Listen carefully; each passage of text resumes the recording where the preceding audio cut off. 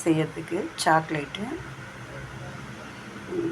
வெண்ணெய், அது இது ஒரு 200 கிராம், இது ஒரு 200 கிராமு, 200 கிராம், 1/4 கிலோ மைதா, 2 முட்டை, இந்த பட்டர் பேப்பர் போட்டு நல்லா இது பண்ணி வச்சுக்கணும். இது அந்த வெல்லம், அதுதான் சர்க்கரை பவுட்ரு பண்ணி வச்சாச்சு. இது மைதா மாவு தேவையான அளவு எடுத்துக்கணும்.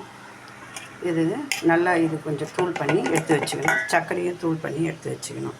2 எக்கு அதை போட்டு நல்லா இதையும் போட்டு கலக்கி கொக்கோ பவுட்ரு போட்டு எசன்ஸ் கொஞ்சம் ஊற்றி, வெண்ணிலா எசன்ஸு போட்டு நல்லா இது சுத்தண்ணி வச்சுருக்கேன். சுத்தண்ணி வச்சு இதில் இதை தூக்கி இதில் வச்சிடணும். இதை வச்சு இது இலகுன பிறகு உங்களுக்கு நான் காட்டுறேன். சாக்லேட்லாம் ஊற்றி நல்லா அந்த பட்டர் போட்டு நல்லா கலக்கி விட்டாச்சு. நல்லா நுர வர மாதிரி விட்டு இப்போ மாவு போட்டிருக்கு.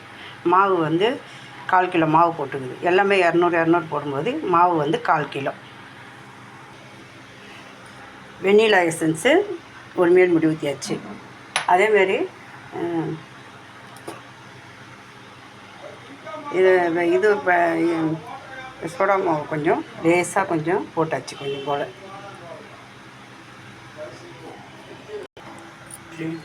பிரியாணி ரெடி ஆயிடுச்சு. அப்படியே செக் பண்ணிவிட்டு